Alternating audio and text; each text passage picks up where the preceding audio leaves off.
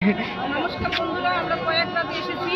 সারা ট্রেনের মধ্যে প্রচন্ড জার্নি, সিট পাই নেই। এখন তোমাদেরকে দেখাবো কি পরিমাণে ভিড় আর কি পরিমাণে মানুষ হয়েছে। চলো তোমরা দেখবে।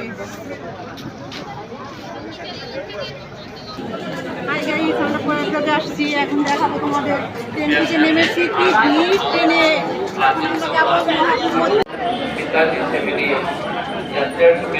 प्लेटफॉर्म नंबर 3 पर दिल्ली जाने के लिए कुछ पार्टी से जो गाड़ी खड़ी है तो यात्री না না চলো এখানে আবার বিএসএফ এর গাড়ি টহল দিচ্ছে।